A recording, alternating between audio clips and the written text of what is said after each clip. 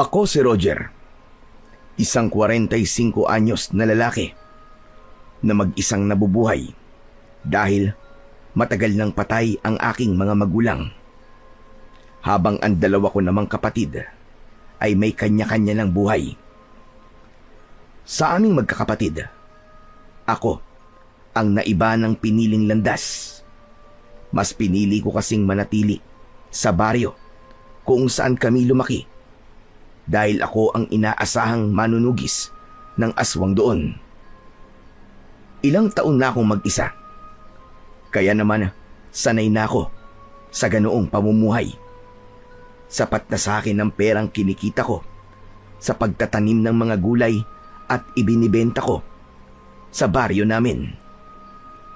Isang gabi, nakahiga ako at nagpapaantok nang napilitan akong bumangon dahil sa mga katok sa pinto ng aking bahay.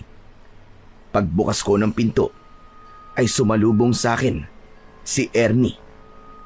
Siya ang matalik kong kaibigan. Nakasuot siya ng polo at maong na pantalon. Oh, ikaw pala, Ernie. Akala ko kung sino na eh. Ano naman kailangan mo? At pumunta ka rito ng ganitong oras. Gabing-gabi na. Gabing-gabi na pala para sa'yo ang 10:00 ng gabi, ah. Huh, maaga pa, pare. Tara, magbihis ka na. May pupuntahan tayo. Ano? At saan naman tayo pupunta? Ano ka ba? Doon, sa bagong bukas na bar sa bayan. Yung Alindog Nightclub. Ang balita ko marami daw magaganda at sexy na dancer doon. Pambihira ka. Puro ka talaga kalukuhan eh. Kilala mo ko, Ernie. Hindi ako mahilig sa mga ganong klase ng lugar. Ayoko nang maingay. Sos! Kaya hindi ka nagkakaroon ng asawa eh. Umiiwas ka sa mga lugar na marami babae. Pare, kailangan mo na maghanap ng babaeng makakasama mo habang buhay. Hindi ka na bumabata ba? Baka mamaya hindi na tumayo yan. Si Raulo. Tsaka, hindi ako takot tumanda na mag-isa. Saka kung maghahanap man ako ng mapapangasawa ko, ay hindi siya ganung lugar. Hindi siya minamaliit ko mga babaeng nandun. Pero, iba ang tipo kong babae. Ano ba tipo mo? Yung hindi makabasag pinggan, ganun ba? Yung para bang si Maria Clara? Roger, mas exciting kung ang kukunin mong babae ay yung mga parang aswang, yung wild at magaling manlapa. Ewan ko sa'yo. Saka kung makapag-aya ka parang wala kang asawa. Kung isumbong kaya kita kay kumare, ha? Tignan natin kung hindi ka manginig sa takot kapag binungangaan ka na ni Aida. Wala naman siya sa bahay eh. Hindi ba sa Maynila siya nagtatrabaho? Saka hanggang tingin lang naman ako sa ibang babae. Ikaw naman oh. No touch at no kiss. Sige na, magbihis ka na. Sayang ang oras eh. Ikaw na lang pare. Ayokong gumastos ng pera sa mga ganyang bagay eh. Ang KJ naman ito. Sige na, ililibre na lang kita. Tapos ipapapultang ko pa yung motor mo. Basta sumama ka lang sa akin. Kailangan ko kasi talaga ng kasama eh. Kasi paniguradong lasing akong uuwi. Saka kailangan mo rin maglibang at magsaya paminsan-minsan. Lalo na ngayon nagawa mo ng patayin yung manananggal na sumasalakay dito sa baryo natin. Rewardan mo naman ang sarili mo kahit papano. Ay nako, kulit naman ang taong ito. Sige na nga, sasama na ako sa'yo. Basta, usapan. Wala akong gagastusin ni 5 ha. Pero sigurado ka bang may pera ka? Baka mamaya niloloko mo ako. Aayain ba naman kita kung wala? Bagong sahod ako no, paldo ko ngayon. Saka, nagpadala si Mrs. kahapon, kaya may pera talaga ako. Tignan mo tong taong to. Pati pera ng Mrs. mo gagastusin mo sa kalokohan mo. Teka, sandali, hintayin mo ako. Magbibihis lang ako. Bilisan mo, at baka mamaya maubusan tayo ng table doon. Nagtungo ako sa aking kwarto. Hindi na ako naligo ng mga sandaling yon dahil naligo naman na ako kanina bago humiga. Nagpalit ako ng maayos na damit at nagsuot ako ng sombrero. Nang lumabas na ako, ay sandali kong pinainit ang aking lumang motor at saka kami umalis ni Ernie gamit yon. Bata pa lang ay magkaibigan na talaga kami ni Ernie. Kumbaga ay sanggang dikit. Kahit magkaiba kami ng ugali, ay nagiging magkasundo pa rin kaming dalawa. Ako kasi, yung tahimik, habang si Ernie naman, yung maingay at maraming kalokohan sa katawan. Totoo nga siguro yung kasabihan na mas nagkakasundo ang dalawang tao kung magkaiba sila ng ugali. Habang nagmamaneho ako ng motor, ay itinuro sa akin ni Ernie ang daan papunta sa sinasabi niyang bar. Makalipas ang ilang minuto, ay huminto na kami sa tapat ng Alindog nightclub. Sa labas ay may ilang mga babaeng nakasuot ng sexy na damit at may makapal na makeup. Pagbaba namin ng motor, ay agad kaming tinignan ng mga babaeng yon. Pero iwas ako ng tingin sa kanila. Sa pagpasok namin sa nasabing bar, ay sumalubong sa amin ang napakalakas na tugtog sa loob nun. Tanging disco lights lang ang ilaw sa loob ng bar. Nakakuha naman kami kagad ng bakanting lamesa na malapit sa harapan ng mababang entablado. Isang waiter ang agad na lumapit sa amin para kunin ang aming order. Umorder si Ernie ng isang crispy pata at isang bucket ng beer. Ayos to pwesto natin, pare. Kitang-kita natin dito ang mga magsasayaw mamaya. Hayop na to. Ikaw pagdating talaga sa mga babae, napakalinaw ng mata mo. Pero uubusin lang natin itong beer na in-order mo, ha? Tapos uuwi na tayo. Sige, pero depende pa rin sa mga mangyayari. Nako, subukan mo lang na may gawing kababalagan at isusumbong talaga kita sa asawa mo, maniwala ka sa akin. Ito naman hindi na mabiro. Saka, loyal ako sa kumari mo, no? Nandito lang naman tayo para magpalipas ng oras at mag-relax-relax kahit papano. Hoy, kilala kita. Di ba ka magpalipas ng oras? Talagang gusto mong manood ng mga babaeng nagsasayaw, ha? Natawa na lang si Ernie sa sinabi ko. Maya-maya ay dumating na ang order namin, kaya nakapagsimula na kaming mag-inom. Kahit papano, ay sanay naman akong uminom ng alak dahil si Ernie ang nag-impluwensya sa akin ng ganong gawain. Pero hindi naman ako yung halos kada linggo ay hindi pwedeng hindi nagiinom. Maswerte na ang makapag-inom ako ng isang beses sa isang buwan. Hindi nagtagal ay isang bakla ang sumampa sa stage. Ipinakilala niya ang dancer na magsasayaw para sa gabing yon. Tinawag nito ang babaeng dancer sa pangalan na Ligaya. Nang magsimulang tumugtog ang mabagal pero tila ng aakit na tugtog, ay umakyat na sa stage ang isang babaeng nakasuot ng maikling palda at pang-itaas na halos lumuwa na ang kanyang dibdib. Napakaganda niya, mestiza. Maganda ang hubog ng kanyang katawan at ang buhok niya ay mahaba at itim na itim. Malambot ang kanyang katawan. Tila ba sa bawat indayog ng kanyang katawan ay sinasadya niyang akitin ang lahat ng mga lalaking naroroon.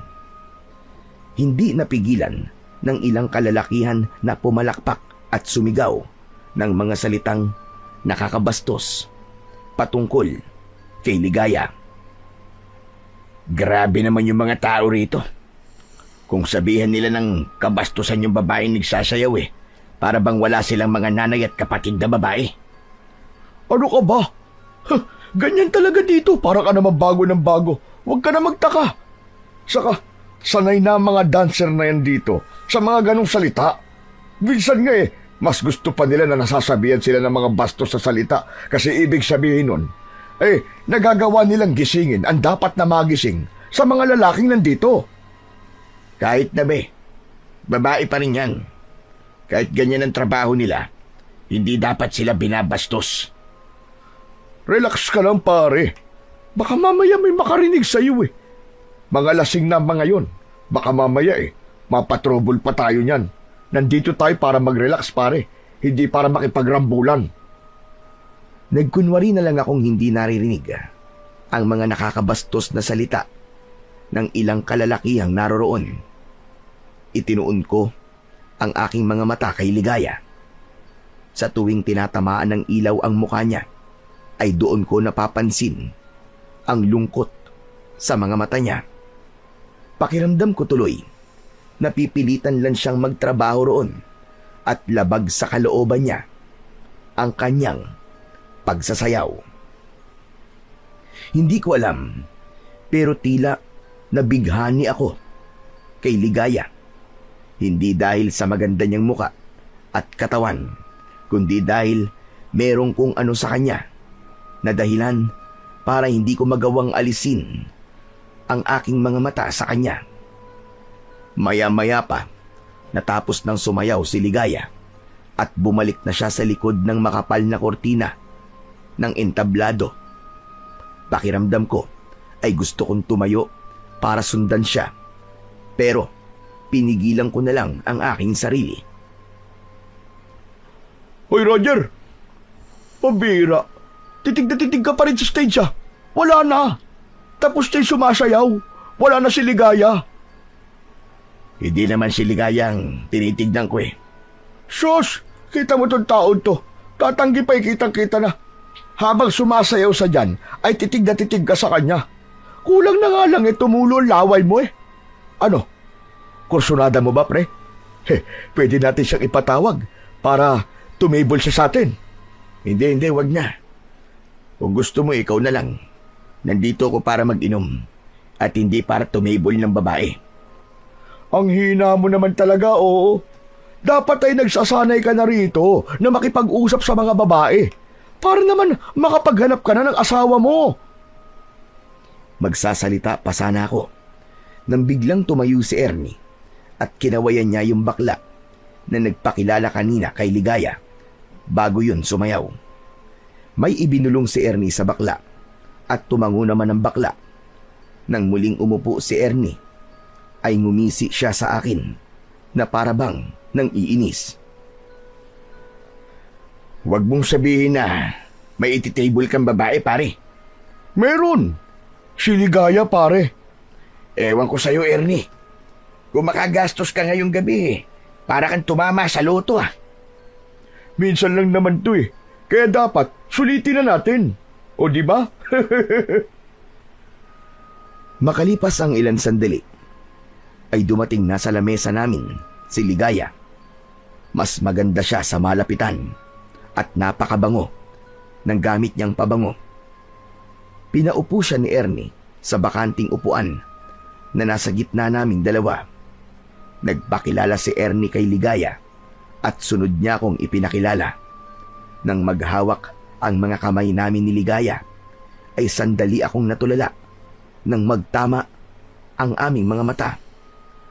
Nahihiya akong napayuko. O pare, ikaw na muna ang bahala kay Ligaya ha. Magbabanyo lang ako. Hoy pare, huwag mo akong iwanan dito. Sasama ako sa'yo. Huwag na, dito ka na lang. Ligaya, ikaw na ang bahala dito sa kaibigan ko ha. Virgin pa yan. Mas lalo tuloy akong napahiya sa sinabing yun ni Ernie. Nang umalis na siya para magpunta sa banyo, ay hindi ko tinitignan si Ligaya. Panay lang ang lagok ko ng beer na nasa bote. Nang sinulyapan ko si Ligaya, ay nalaman ko na seryoso siyang nakatingin sa akin. Teka lang, hindi mo ba ako kakausapin? Sayang naman ang ibinayad niyo sa akin. Tumatakbo ang oras ko dito. Ano kasi? Si Ernie kasi ang nag-table sa'yo eh. Hindi naman ako. Ang sabi sa akin, ay ikaw daw ang nag-table sa akin. Roger ang pangalan mo, di ba? Ganun ba? Pambihira oh. Si Ernie talaga. Mukhang hindi ka sanay makipag-usap sa mga babae, no? Mukhang hindi pala joke ang sinabi ng kaibigan mo na virgin ka pa. Virgin ka pa nga siguro, no? Hindi no. Hindi lang talaga ako sanay sa ganitong lugar. Napalunok ako nang umusog si Ligaya. Palapit sa akin. Bumilis ang tibok ng puso ko. Lalo na nang bahagya niyang inilapit ang mukha niya sa mukha ko. Tapos na ang oras nyo. Ano? Tapos na ang oras nyo. Lilipat na ako sa ibang table. Ganun ba? O sige. Tinapik-tapik ni Ligaya ang pisngi ko at saka siya matipid na ngumiti. Napatulala ako sa ginawa niyang yon. Tumayo na siya at wala na akong nagawa kundi ang sundan siya ng tingin hanggang sa pumwesto na siya sa table ng ibang customer. Napapitlag ako nang biglang umupo si Ernie sa upuan niya. Lumingali nga siya na para bang merong hinahanap. Oh, nasa si Ligaya? Wala na. Lumipat na ng ibang table. Ang sabi niya tapos na raw ang oras niya na binayaran natin sa kanya. Pambira, ang bilis naman nun. Pero kumusta pare? Ano na pag-usapan nyo? Naka-first move ka ba? Bakit naman ako magpe-first move? Ano? Ang ibig mo sabihin wala kang ginawa? Ni hindi mo man lang nahalikan? Bakit ko naman siya halikan? Hindi ko naman siya nobya. Pare naman, kasama yun sa trabaho nila. Kaya nga, tinagalan ko sa banyo para magkaroon kayo ng oras na kayong dalawa lang. Pambira ka, oo. Halata namang may gusto ka sa kanya Kaya ako nga ginawa yun. Ako na nga nagparaya Hindi mo pa ginalingan. Ay, nakong lalaking ito, oo. Hindi ako sumama sa iyo rito para makipagharutan sa mga babae. Ay, ambot sa iyo, Roger. May itsura ka naman. Hindi ka naman pangit. Pero ang torpe-torpe mo. Siguro nga kailangan ko nang tanggapin. Natatanda kang binata, pare. Hayaan mo. At kami na lang ng asawa ko ang mag-aalaga sa'yo kapag uugod-ugod ka na. Walang masama kung tatanda akong binata. Kung yun ang kapalaran ko, ay tatanggapin ko yun. Ipinakita ko kay Ernie na wala akong pakialam kay Ligaya. Pero kapag may pagkakataon, ay sinusulyapan ko si Ligaya na masayang nakikipagkwentuhan sa mga lalaking customer. Hanggang sa biglang tumingin si Ligaya sa akin at agad kong inalis ang tingin ko sa kanya. Kinabahan ako dahil baka isipin niya na interesado ako sa kanya kasi nakatitig ako sa kanya. Kahit ang totoo ay napukaw naman talaga ni Ligaya ang interes ko. Marami na akong nakilalang babae. May iba na hayagang nagpapakita ng pagkagusto sa akin pero hindi ko pinapansin. Pero ibang-iba si Ligaya.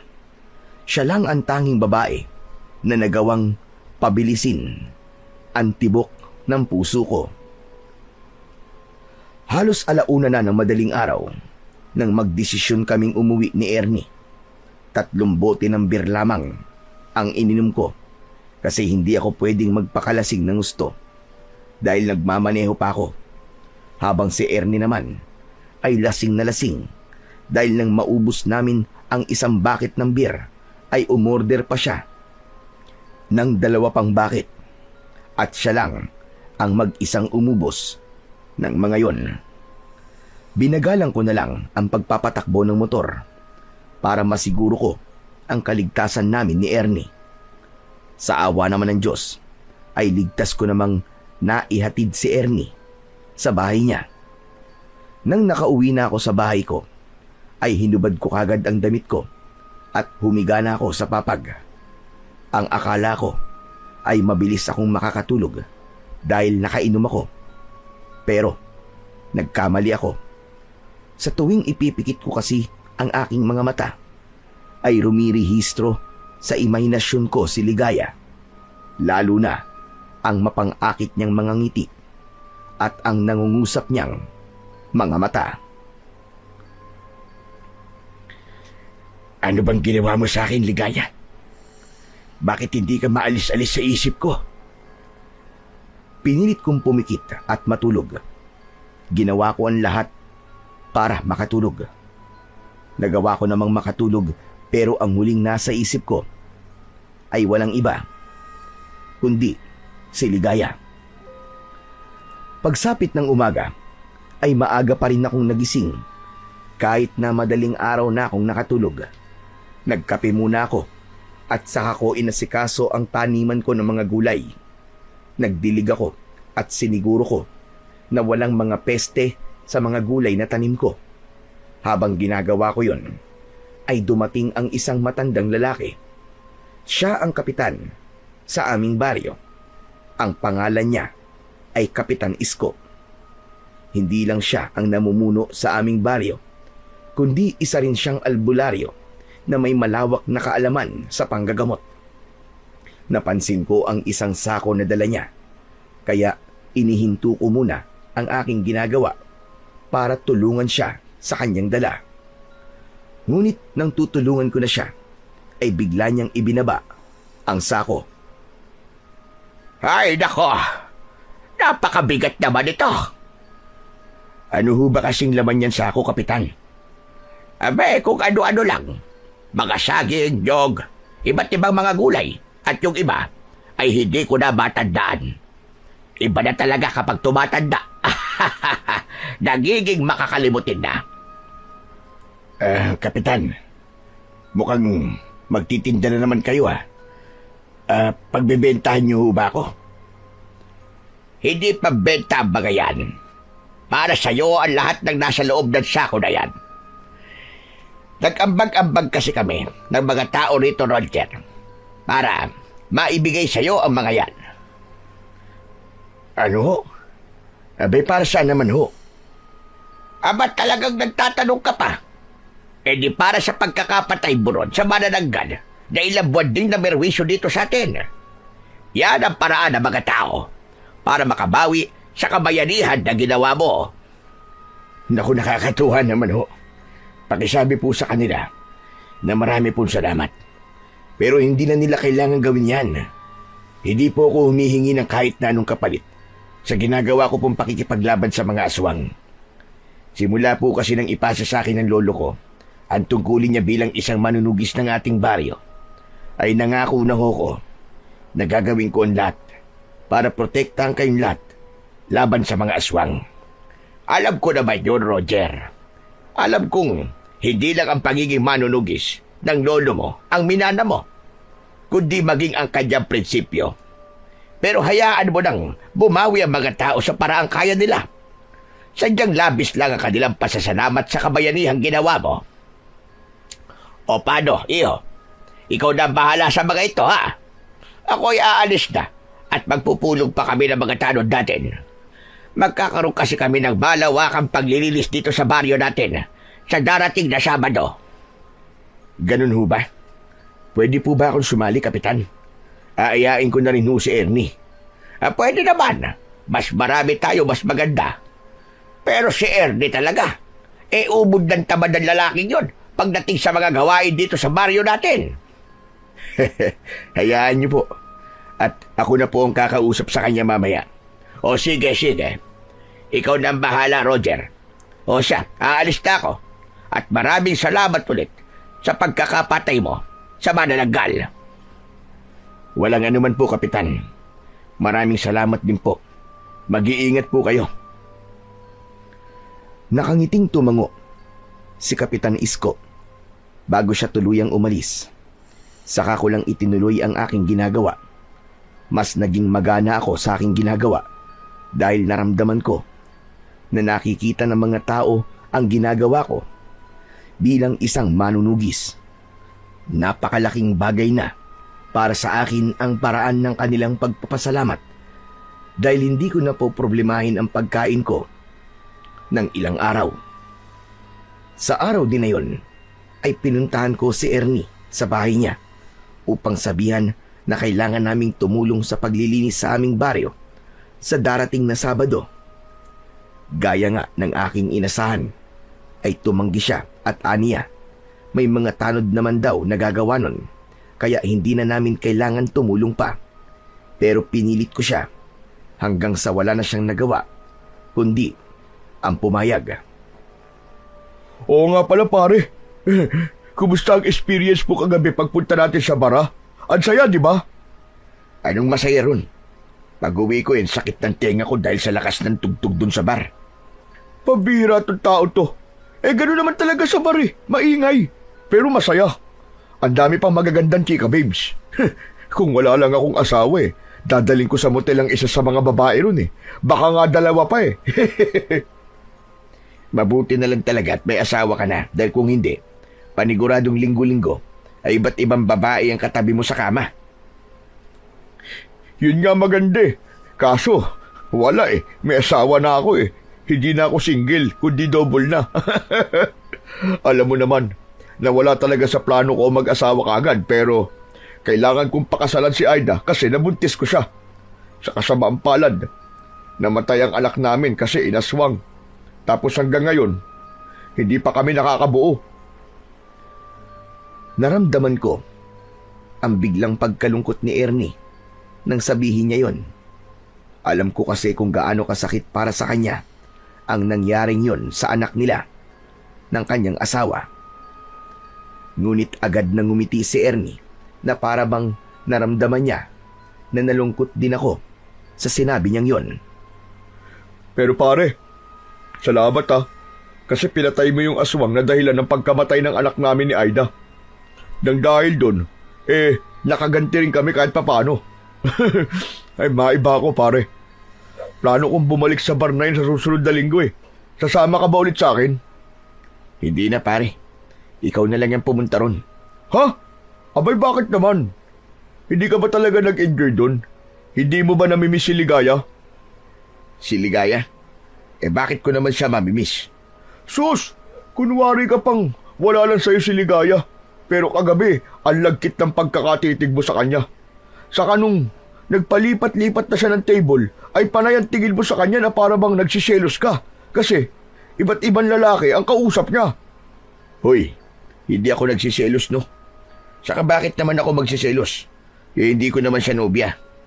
Kaya nga, ligawan mo na siya pare. Malay mo, may gusto rin siya sa'yo, di ba?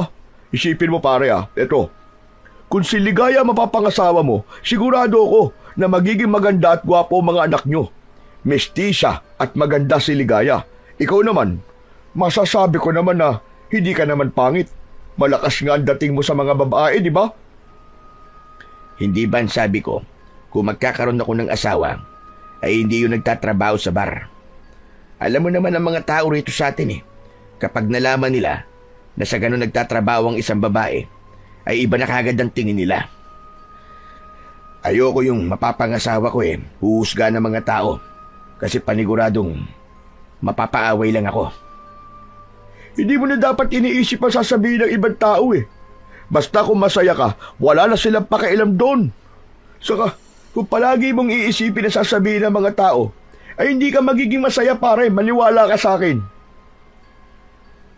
Bigla ka namang naging malalim magsalita ngayon Iba ka talaga paring Ernie. Basta, babalik ako sa bar na yun at hindi pwedeng hindi ka kasama, okay? Bahala ka sa buhay mo pare. Basta hindi na ako sasama.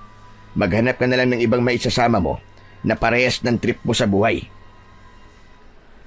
Matapos yun, ay nagpaalam na ako kay Ernie. Habang naglalakad ako, ay tila nawala ako sa aking sarili nang bigla kong maalala si Ligaya. Ang totoo ay gusto ko ulit siyang makita. Pakiramdam ko kasi ay nagkaroon kagad ako ng espesyal na pagtingin sa kanya sa unang beses na nakita ko siya. Pero alam ko na kailangan kong pigilin ang aking sarili dahil sigurado ko na mas lalo akong mahuhulog sa kanya kapag mas naging madalas ang pagkikita naming dalawa. Sa mga sumunod na araw, ay ginawa ko ang lahat para maging abala. Sa tuwing wala kasi akong ginagawa, ay hindi pwedeng hindi papasok sa isip ko si Ligaya. Minsan nga, kahit may ginagawa ko, ay bigla na lamang sisingit sa utak ko ang maganda niyang muka. Bago naman ako matulog, hindi pwedeng hindi ako mag-iimahinasyon kung ano kami kapag naging magkasintahan o mag-asawa na kaming dalawa. Nang dahil sa nangyayaring yun, ay napagtanto ko na walang silbi na pigilan ko ang nararamdaman ko para kay Ligaya dahil mas lalo yung nagkukumawala. Hanggang isang gabi, bigla akong bumangon at nagbihis. Hindi ko na kasi kayang pahirapan pa ang sarili ko. Alam ko na ang makakapagpatahimik lang sa akin ay ang makita ko at makausap si Ligaya. Gamit ang aking motor ay mag-isa akong nagtungo sa bar kung saan siya nagtatrabaho. Hindi ko na isinama si Ernie dahil ayokong alaskahin niya ako kasi kinain ko ang aking sinabi na hindi na ako babalik sa bar na yon. Pagdating ko sa bar ay pumuesto ko malapit sa entablado. Hindi nagtagal ay sumayaw na si Ligaya sa harapan ng lahat. Nang makita niya ako ay tila nang aakit niya akong tinignan. Naubos ko tuloy kagad ang isang bote ng beer dahil sa pagbaha ng tensyon sa aking katawan. Nang natapos ng magsayaw si Ligaya, ay agad kong kinausap yung bakla na kinausap nun ni Ernie at sinabi ko sa kanya na gusto kong itable si Ligaya. Hindi nagtagal ay dumating na si Ligaya. Mapanukso siyang ngumiti sa akin. Sabi ko na nga be, babalik ka dito, Roger. Bakit? Sanay ka na bang binabalikan ka ng mga lalaki rito? Hindi naman. Naramdaman ko lang na babalik ka. At hindi nga ako nagkamali. Kumusta ka na pala, Ligaya? Ayos lang naman ako. Ikaw ba? Kumusta? Ayos lang din. Isang mahabang katahimikan ang namagitan sa amin ni Ligaya. Alam ko na kailangan ko siyang kausapin dahil baka isipin niya na boring akong katable pero wala na akong maisip na itatanong sa kanya. Inabot na naman ako ng pagiging mahiyain at torpe ko. Halos hindi rin ako makatingin kay Ligaya. Hanggang sa napansin ko ang mga pasa ni Ligaya sa kanyang magkabila ang braso. Napansin niya na nakatingin ako roon kaya tinakpan niya ang mga pasa niya gamit ang kanyang mga kamay. Ligaya, ano nangyari sa'yo? Bakit ang dami mong pasa sa braso? Ha?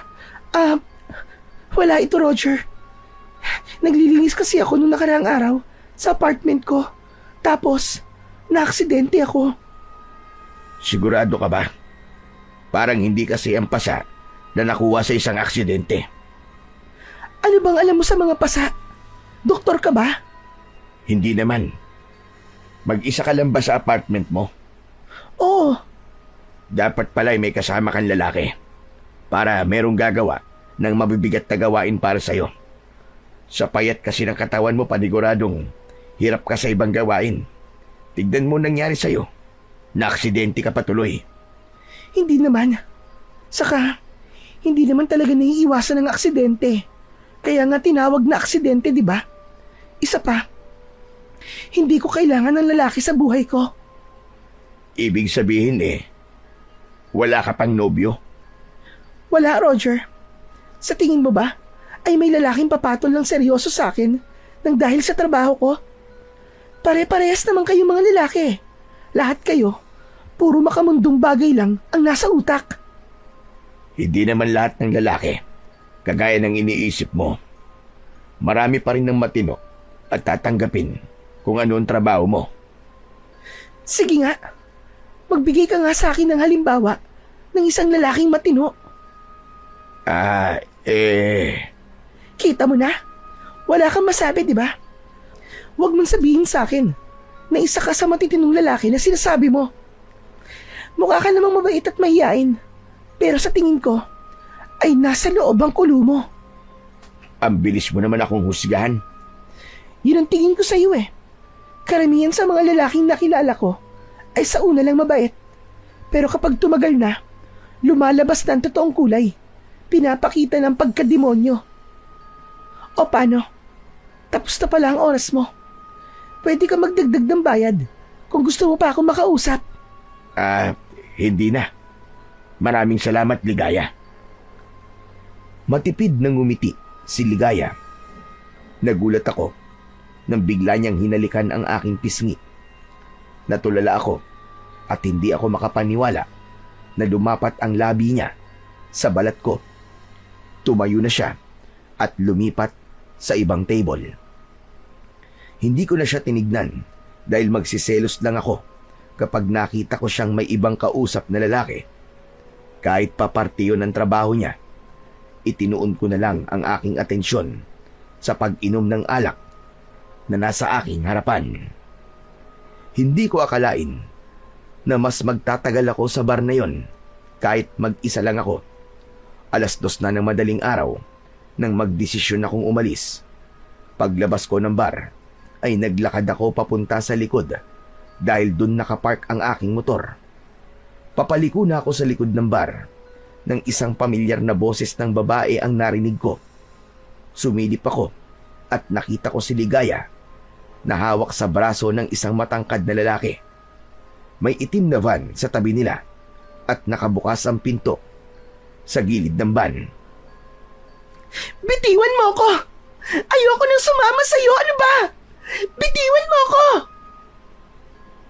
Pabulong na nagsalita ang lalaki, kaya hindi ko na siya narinig. Nakita ko ang galit sa mukha ni Ligaya. Inakala ko na nasa panganib siya. Lalapit sana ako para tulungan si Ligaya, pero hindi nagtagal ay kusa na siyang sumakay sa van. Mabilis na umalis ang van at wala na akong nagawa kundi ang sundan yun ng tingin. Sino kayang lalaking yun? Nobyo kaya siya ni Ligaya? Pero sabi niya wala siyang nobyo. Baka naman customer niya. Hindi naman siguro siya kusang sasama dun kung nasa panganib siya. Ipinagkibit balikat ko na lang ang nakita ko at inisip ko na wala akong dapat na ipag-alala. Sumakay na ako sa motor at pinaandar ko na yon para makauwi na ako sa bahay ko. Pagsapit ng umaga ay nagising ako sa malalakas na katok sa pinto ng aking bahay. Pupungas-pungas akong bumangon at napatingin ako sa orasan na nakasabit sa dingding. Nagulat ako dahil 10:00 na ng umaga. Mabilis akong bumangon at binuksan ko ang pinto. Nakita ko ang kumpare kong si Ernie na may dalang walis tingting at daspan. O Ernie, ikaw pala. Ano kailangan mo?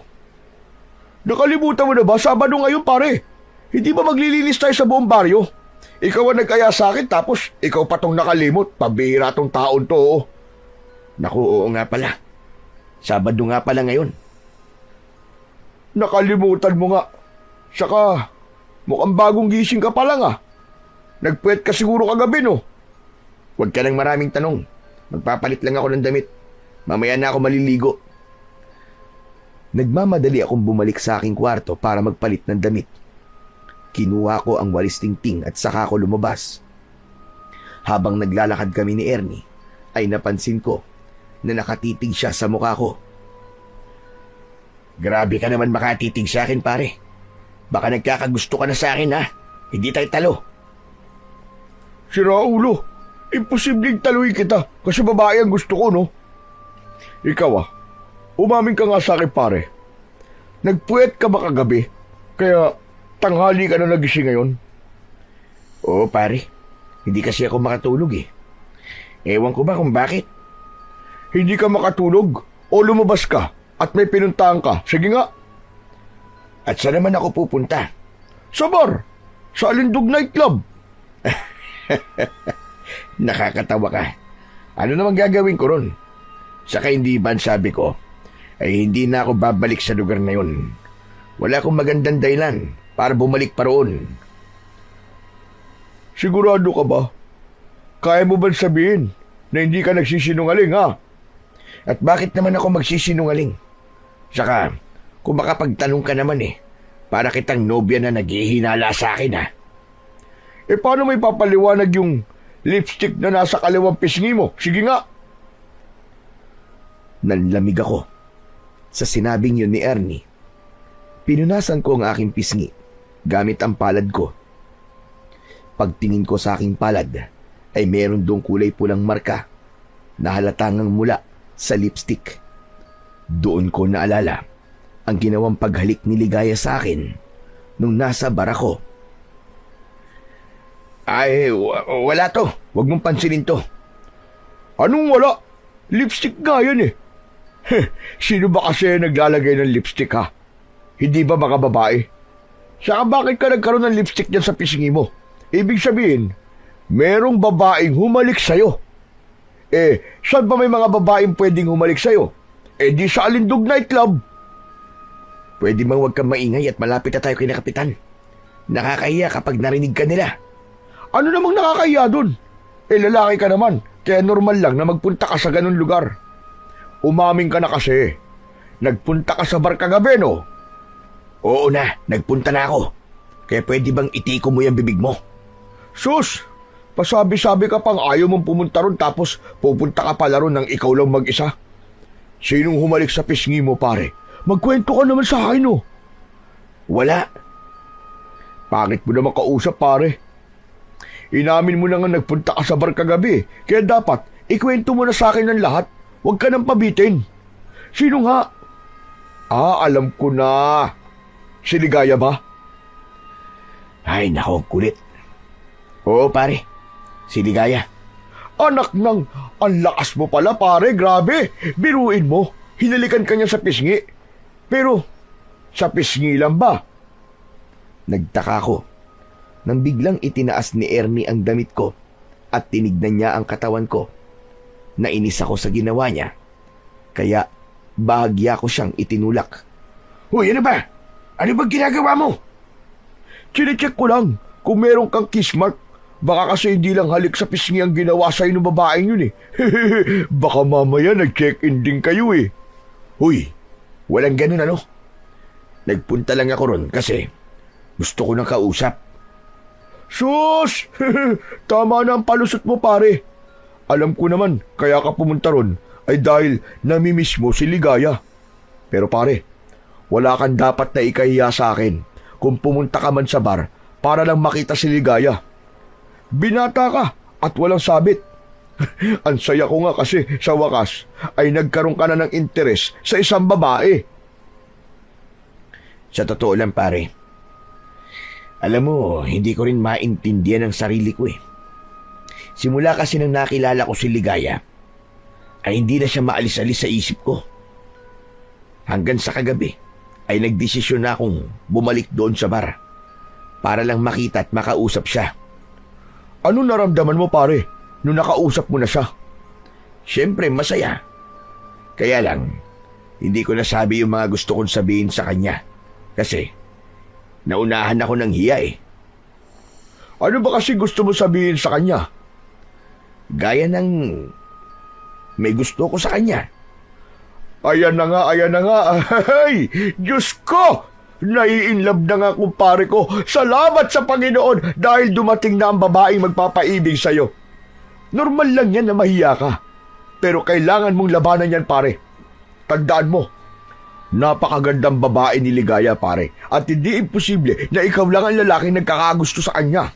Kaya dapat ay magpakitang gilas ka sa kanya. Hayaan mo, pare. Sa susunod na linggo ay pupunta tayo ron. Kailangan kasama mo ako, ha? Para naman matulungan kita. Bibigyan kita ng mga diskarteng malupit. Sa kabila ng mga sinabing yun ni Ernie, ay hindi pa rin nadagdagan ang lakas ng loob ko na ipaalam kay Ligaya ang nararamdaman ko para sa kanya. Alam ko kasi na walang tiwala si Ligaya sa mga lalaki at may posibilidad din na nobyo niya yung lalaki na nakita kong kasama niya sa likod ng bar. Pwede naman kasi na sinasabi niya lang na wala siyang boyfriend dahil baka mawalan sa kanya ng gana ang mga customer niya sa bar kapag nalamang meron na pala siyang nobyo. Hindi nagtagal ay nakarating na kami ni Ernie sa plaza kung saan naroon sina Kapitan Isko at ang mga tanod.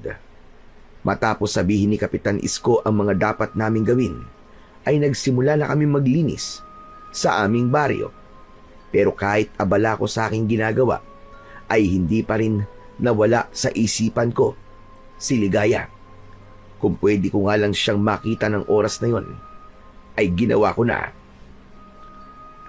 Matapos naming maglinis sa aming baryo, ay nagpamerienda ng tinapay at soft drinks sa amin si Kapitan Isko. Pagkatapos kong kumain ay umuwi na ako sa bahay at doon ko napansin nakakaunti na lang pala ang mga delata na nakatabi sa aking kabinet. Naisip ko na magtungo sa bayan para bumili.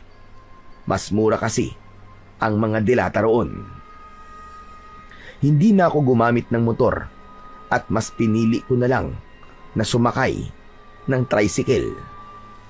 Pagdating ko sa bayan ay naglakad na ako papunta sa isang grocery store.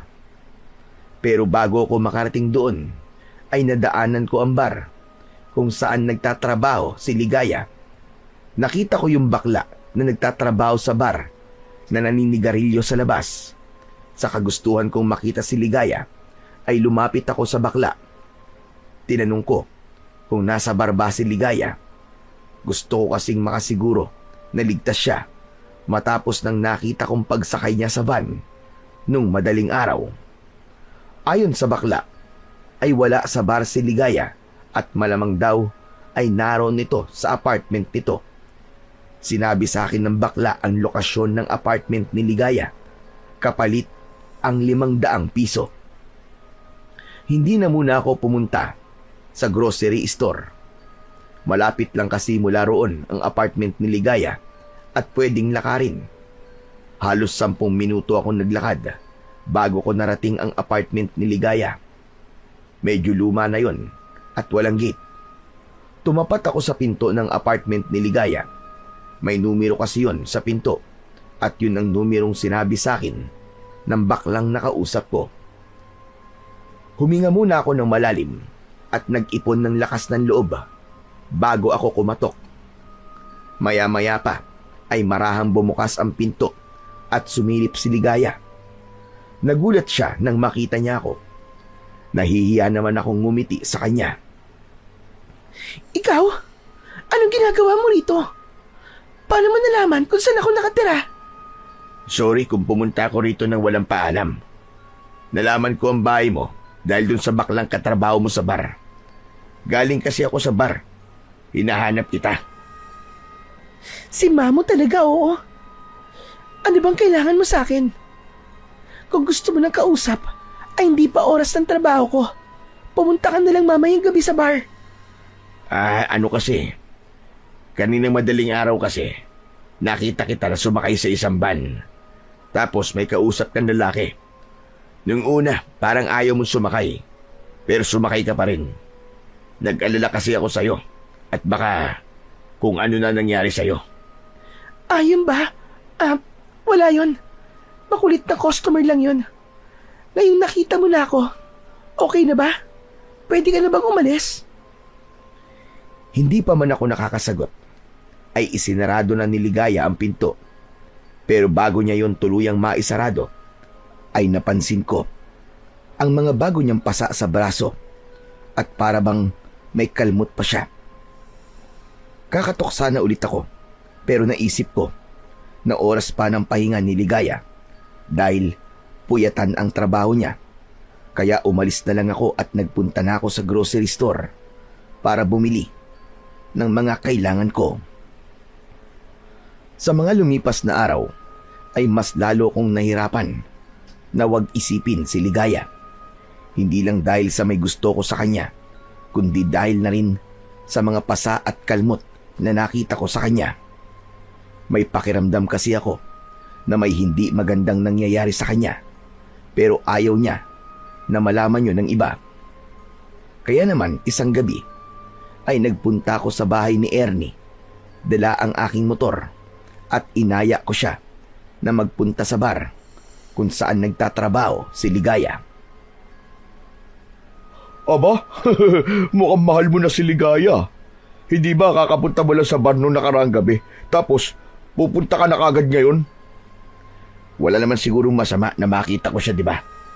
Tara na, magbihis ka na para makaalis na tayo. Oo na, sandali lang. Huwag ka masyadong atat. At paniguradong mamaya ay makikita mo na ulit si Ligaya. Sandali lang, hintayin mo ko. Matapos magbihis ni Ernie, ay umalis na kami. Medyo binilisan ko ang pagmamaneho dahil bala kong makausap ng mas matagal si Ligaya sa gabi na yon. Gusto kong malaman kung kailangan ba niya ng tulong. Nababahala na kasi talaga ako sa mga pasa at kalmot niya.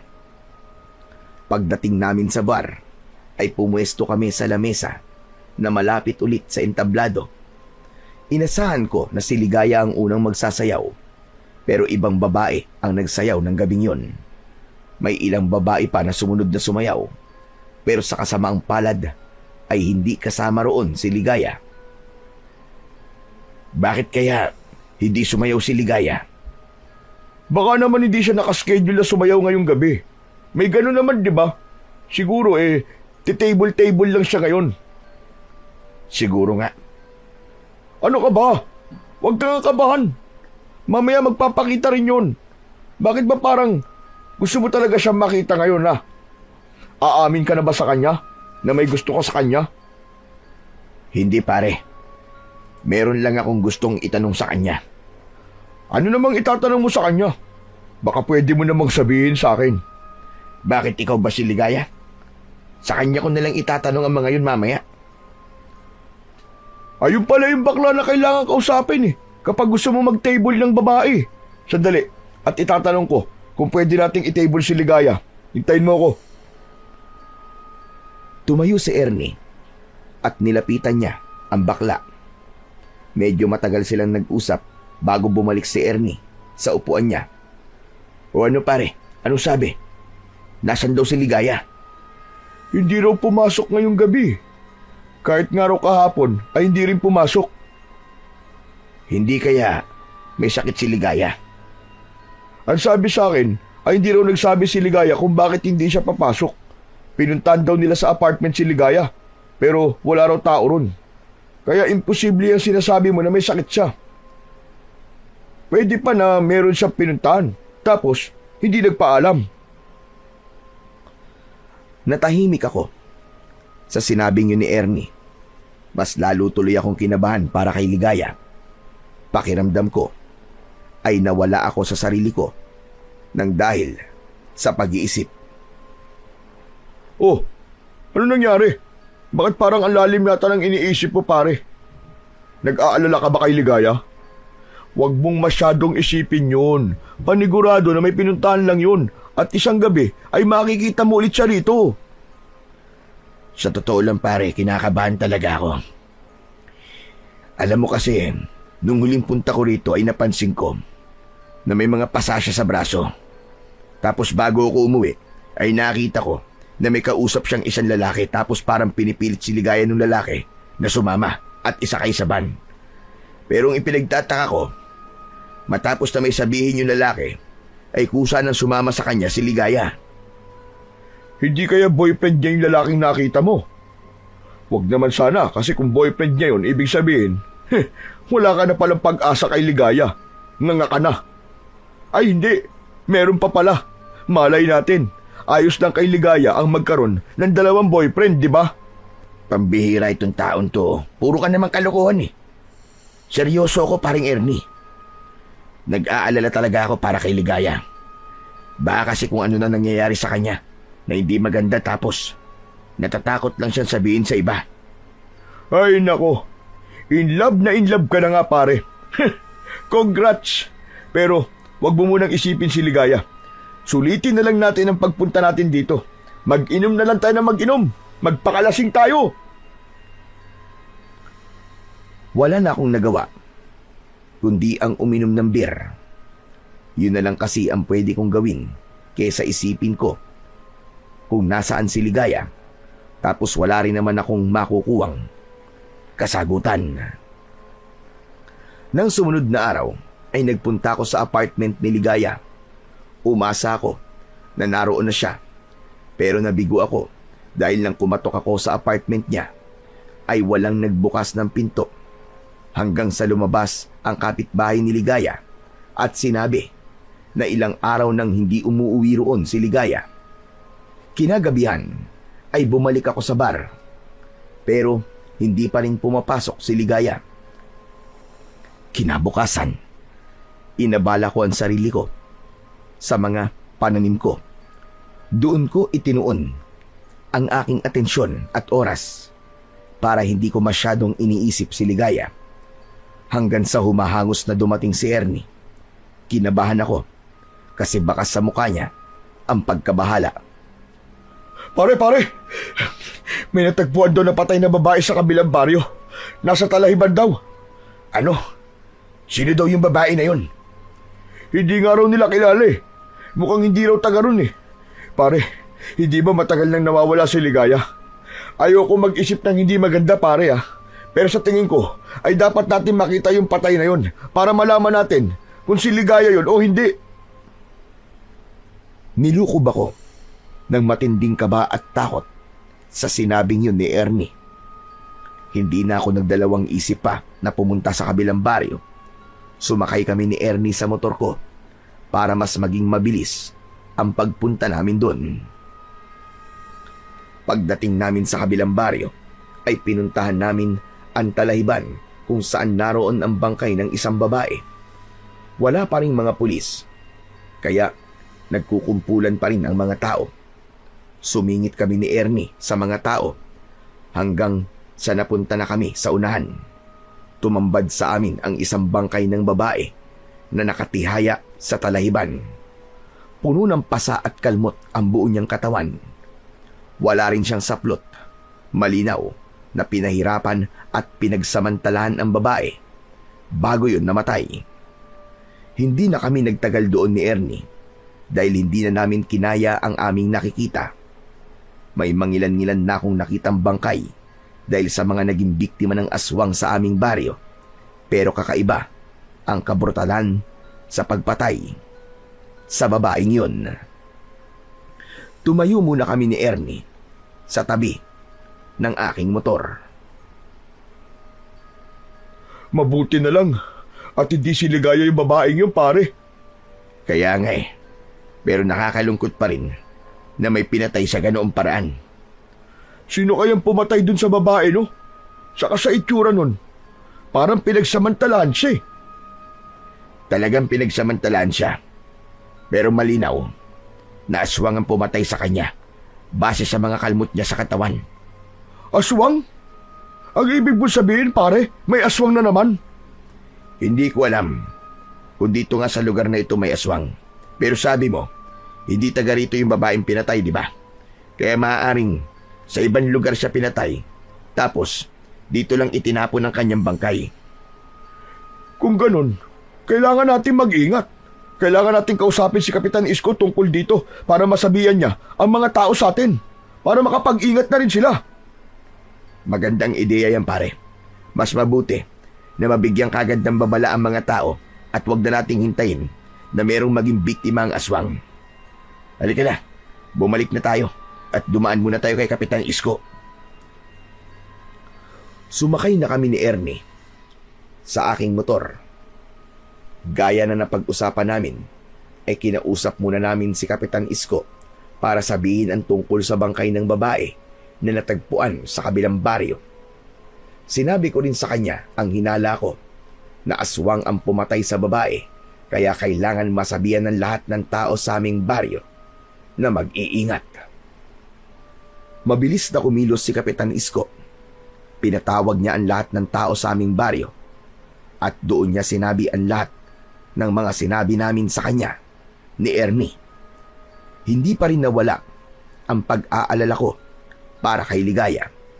Hanggat hindi ko nasisigurong ligtas siya, ay alam ko na hindi mawawala ang ganung pakiramdam ko. Kaya dumaan muna ako sa maliit naming simbahan at nagdasal ako na sana ay nasa maayos na lagay si Ligaya at sana ay magkita na kaming muli. Isang gabi, nagtungo kami ni Ernie sa bar kung saan nagtatrabaho si Ligaya Hinintay namin siyang sumampa sa entablado para magsayaw. Pakiramdam ko ay nabunutan ako ng tinik nang makita naming sumayaw si Ligaya sa aming harapan. Yun nga lang, kapansin-pansin na mas balot siya ngayon kaysa sa mga dati niyang suot sa tuwing nagsasayaw siya. May manipis na kulay itim na tela na nakatakip sa kanyang mga braso. Nang matapos na ang pagsasayaw ni Ligaya, ay hindi mawala ang ngiti sa aking labi. O ano pare, siguro naman, hindi ka na mag-aalala kay Ligaya. Nakita mo na siya sumasayaw eh. Kaya nga pare, nakahinga ako ng maluwag. Akala ko kasi ay kung ano na nangyari sa kanya. Kasi ilang araw ding walang nakakaalam kung nasan siya. Ang mabuti pa, kausapin mo na yung baklang nagtatrabaho rito para matable na natin si Ligaya. Sigurado ko na gusto mo na siyang makausap kasi miss mo na siya. Loko ka talaga. Pero sige, ikaw na nga yung kumausap doon sa bakla. Tumayo na si Ernie at nilapitan niya ang bakla na kailangang kausapin kapag may gustong mag-table ng babae. Makalipas ang ilang sandali, ay bumalik na si Ernie sa upuan niya. Malas pare. Oh, bakit malas? Ang sabi kasi sa akin, may mga nauna nang nag-table kay Ligaya. Tapos mamayang 12:00 ng hating gabi ay may customer na magte-take out kay Ligaya. Ano ka mo? Magti-take out? Paano magti-take out? Yung bang ilalabas si Ligaya. Tapos, alam mo na. Pakiramdam ko ay may kung anong kumirot sa dibdib ko sa sinabing yun ni Ernie. Nasaktan ako na may ibang lalaking makakasama si Ligaya kahit alam kong parte yun ng kanyang trabaho. Maya-maya ay nakita ko na si Ligaya na nakatable sa ibang mga customer. Hindi ko inalis ang tingin ko sa kanya. Nang magtama ang mga mata namin, ay napansin ko ang takot na meron siya. Kinabahan ako. Gusto ko siyang lapitan pero hindi ko magawa dahil baka mabastusan ang mga customer niya. Kapag ginawa ko yon, pagsapit ng 12:00 ng hating gabi, ay nakita kong lumabas si Ligaya ng bar. Sakto na nagpaalam sa akin si Ernie na magpupunta siya sa banyo. Kaya naman, nagkaroon ako ng pagkakataon na lumabas para sundan si Ligaya. Gusto ko kasi siyang kausapin kahit sandali lang bago siya sumama sa customer na kailangan niyang samahan. Nagtungo si Ligaya sa likod ng bar at naroon ulit ang van na sinakyan niya noon. Bumaba mula roon yung matangkad na lalaki. Hindi ako gumalaw sa aking kinatatayuan at nag-obserba muna ako. Narinig ko na pinapasakay ng lalaki si Ligaya sa van. Parang awa mo na. Ayoko na sumama sa inyo. Ayoko na ng pinapagawa niyo sa akin. Sabi ng lalaki na hindi maaaring tumanggi si Ligaya dahil bayad na ito. Ibabalik ko na lang ang perang binayad niyo sa akin. Kahit pa unti-unti. Basta't pabayaan niyo na ako. Tumanggi ang lalaki. Sinabi niya na kung hindi sasama si Ligaya, ay alam na ni Ligaya ang mangyayari. Nang nakita kong umiiyak na si Ligaya at takot na siya, ay dun na ako nagdesisyon na makialam. Nilapitan ko sila at sabay silang napatingin sa akin. Nagulat si Ligaya nang makita niya ako. Roger, anong ginagawa mo rito? Sinundan kita kasi sana gusto kitang makausap. Sino ba itong lalaki na ito? Pare, kung ayaw sumama sa'yo ni Ligaya, huwag mo nang pilitin. Marami pa namang ibang babae sa loob ng bar eh. Alam mo pare, kahit nagtatrabaho siya sa bar, may karapatan pa rin siyang tumanggi sa'yo. Roger, umalis ka na. Okay lang ako. Okay? Hindi ka okay, Ligaya. Ang tagal mong nawala. Tapos, pagpasok mo, ang dami mong pampasa sa braso. May mga kalmot ka pa nga eh. Hindi ako naniniwalang ayos ka lang. Bakit ka ba naman nakikialam. Sinabi nang umalis ka na eh. Hindi kita kailangan. Alam kong hindi ka okay, Ligaya. Halika, sumama ka na sa akin. Bumalik na tayo sa loob. Ramdam na ramdam ko ang takot ni Ligaya sa lalaking nasa harapan namin. Alam ko na kung siya lang ang masusunod, ay hindi siya sasama sa lalaking yon. Hinawakan ko ang braso ni Ligaya. Hihilahin ko na sana siya paalis. Pero natigilan ako nang may 4 pang lalaki ang bumaba mula sa van. Pinalibutan nila kami ni Ligaya. Lahat sila ay nakatingin na masama sa akin, na para bang anumang sandali ay may gagawin na silang hindi maganda. Roger, ano ba? Hayaan mo na ako. Hindi sila masasamang tao. Customer lang sila sa bar. May utang lang ako sa kanila kaya kailangan kong pagbigyan kung anong gusto nila. Pilit na inalis ni Ligaya ang kamay ko sa braso niya. Nang makawala siya sa akin, ay nagmamadali siyang sumakay sa van. Nanatili ang mga lalaki na nakapaligid sa akin. Inihanda ko ang aking sarili kung sakaling may hindi sila magandang gagawin sa akin. Ano ba? Sasama na ako sa inyo. Pabayaan niyo na siya. Umalis na tayo. Matapos sumigaw ni Ligaya, ay sumakay na ang mga lalaki sa van at mabilis siyang umalis. Gusto ko sanang sundan kung saan nila dadalhin si Ligaya, pero naisip ko na kailangan kong pagplanuhan ang aking susunod na akbang para malaman kung ano ba talaga ang nangyayari kay Ligaya. Hindi ako maaaring sumabak sa gera na wala man lang akong dalang bagay na magagamit ko para ipagtanggol ang aking sarili at si Ligaya. Hindi na ako nagtagal doon at naglakad na ako pabalik sa loob ng bar. Pero nang papasok na ako, ay nakasalubong ko si Ernie. O pare, nandiyan ka lang pala eh. Siya ka ba nanggaling? Kanina pa kita hinahanap, pambihira ka. Sa labas lang pare, nagpahangin. Pambihira, akala ko naman iniwan mo na ako dito. Nag-bail out na tuloy ako at uuwi na sana ako eh. Buti na lang nakita kita. Pero bakit parang wala ka sa sarili mo pare? May nangyari ba?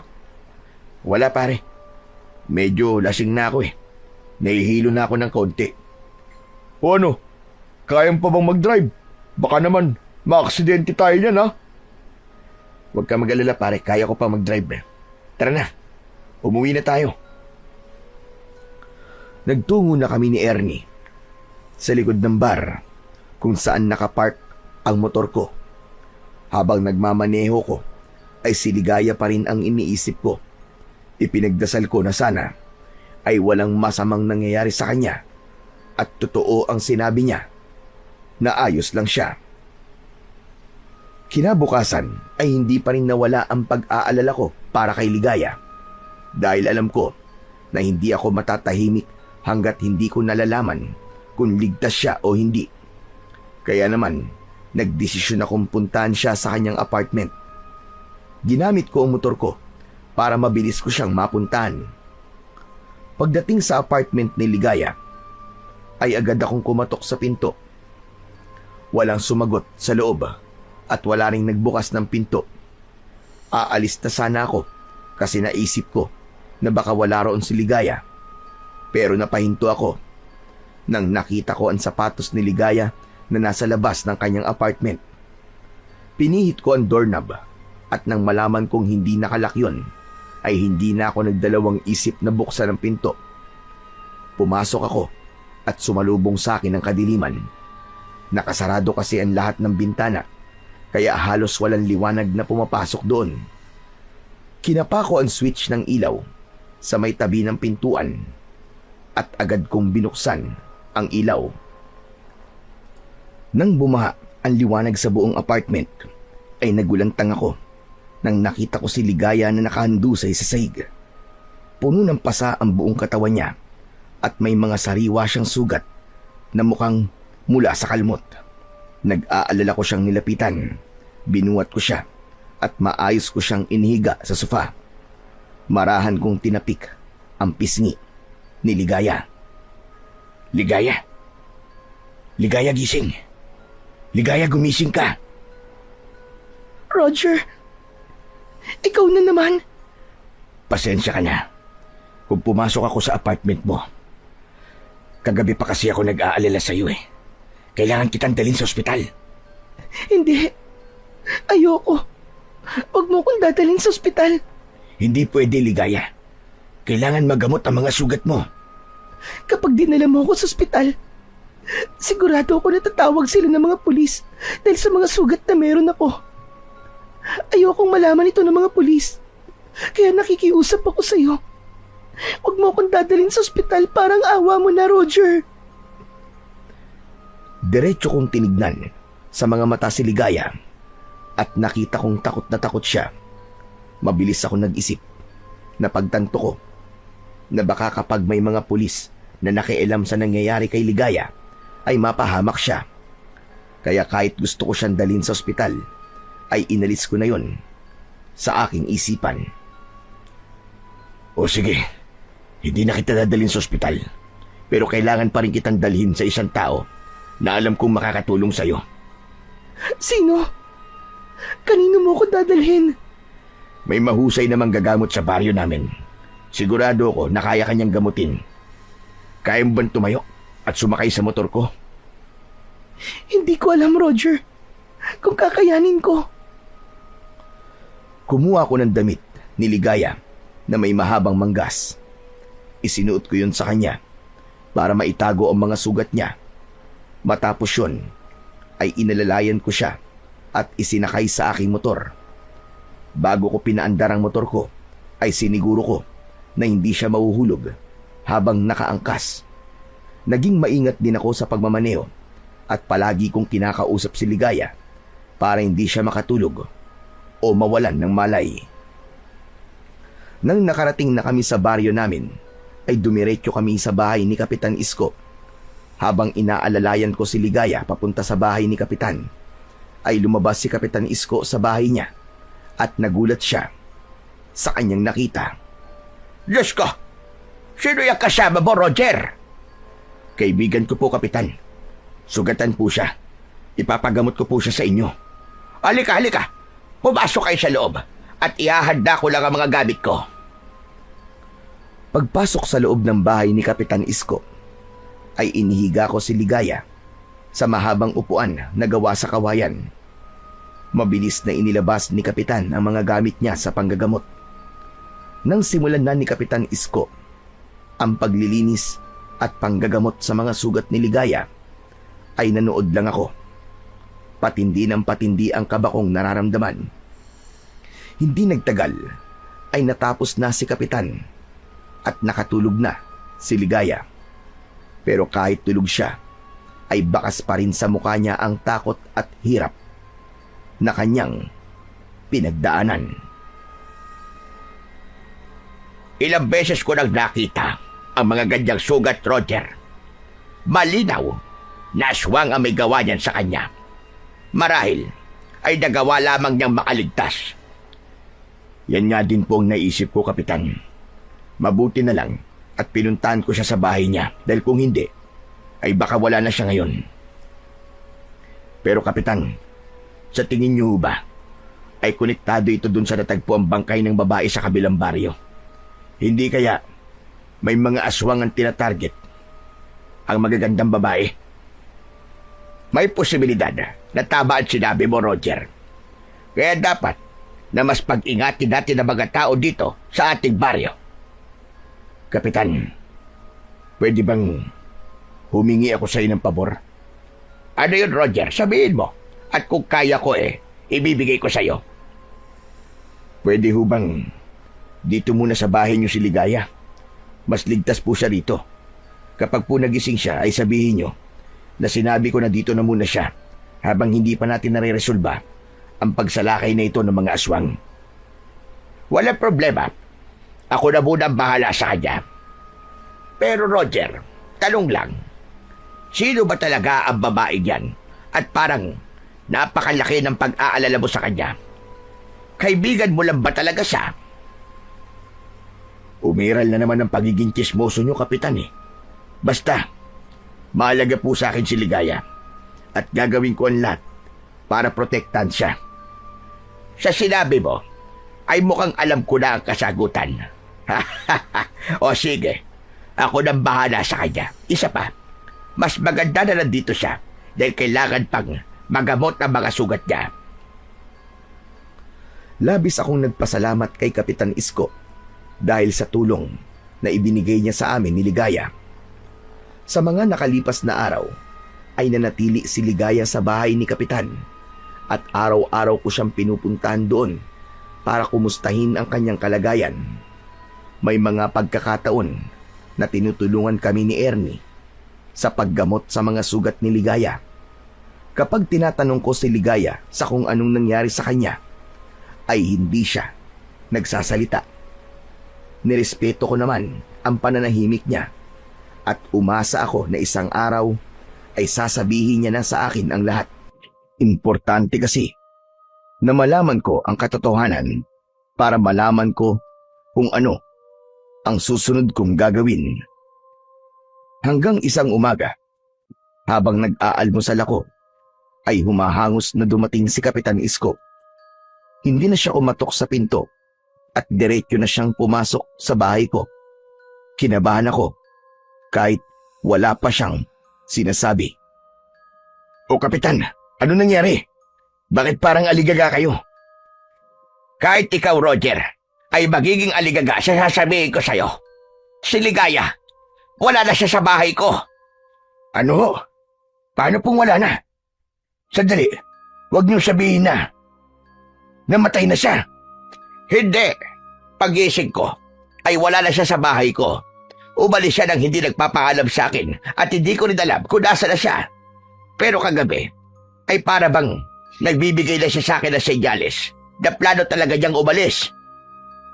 Bakit, Kapitan? Ano ho bang sabi niya kagabi? At sabi niya ay di pwedeng nasa baryong ito siya dahil paniguradong magaganib ang baryo natin. Susundan daw siya ng mga nananakit sa kanya. Tinanong ko kung sino ang nananakit sa kanya. Pero hindi naman niya sinabi sa akin. Aalis lang po ako, Kapitan. Hahanapin ko po si Ligaya. Nagmamadali akong umalis sa bahay gamit ang aking motor. Una akong pumunta sa bar pero wala roon si Ligaya. Sunod ay sa apartment niya pero maging doon ay wala rin siya. Doon na ako unti-unting nawalan ng pag-asa dahil ang 2 lugar lang na yon ang alam kong pwedeng puntahan ni Ligaya. Kaya bigo akong bumalik sa aming baryo. Pagdating ko sa bahay ay naroon si Ernie na mukhang kanina pa naghihintay sa akin. Pare, sinabi na sa akin ni Kapitan na nangyari. Ano, kumusta? Nahanap mo ba si Ligaya?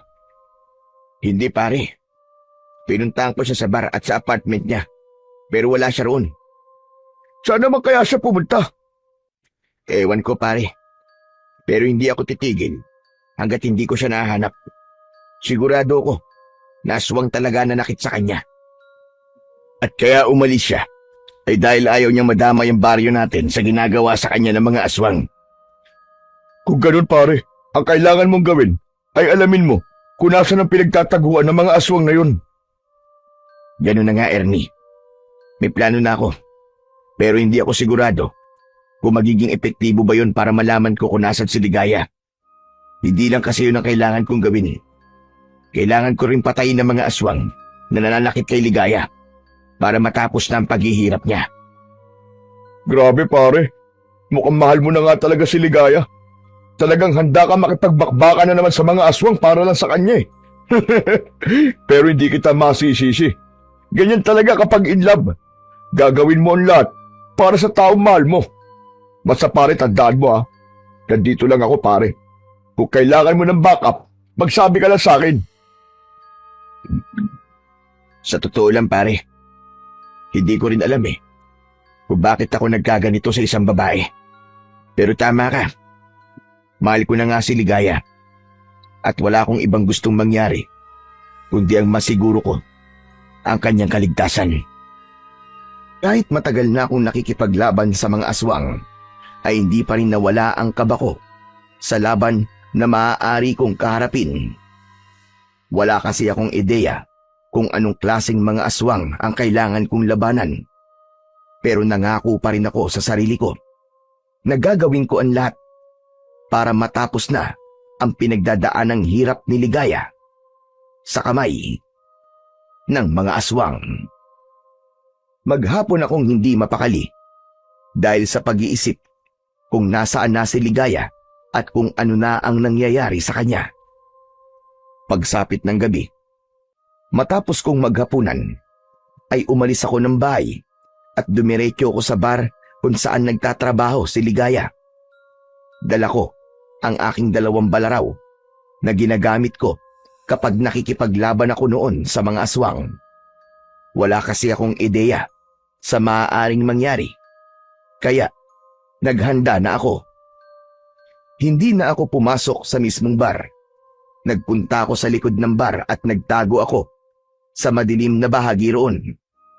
Matyaga akong naghintay dahil malakas ang pakiramdam ko na sa gabing yun ay makikita ko si Ligaya.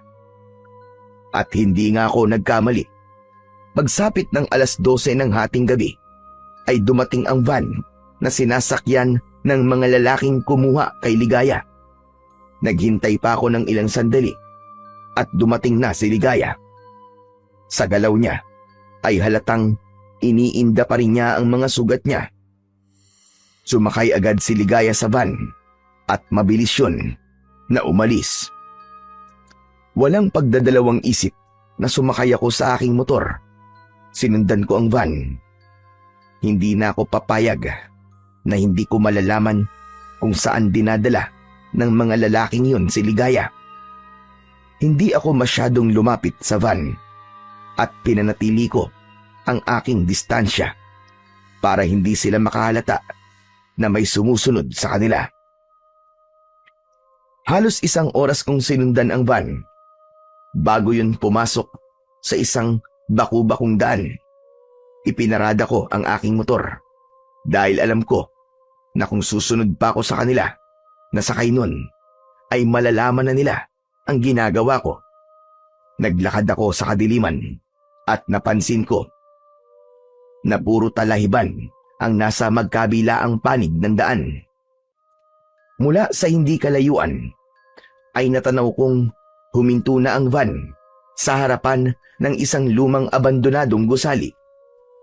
Nagtago ako sa talahiban at mula roon ay nakita kong pumasok si Ligaya at ang mga lalaki sa naturang gusali.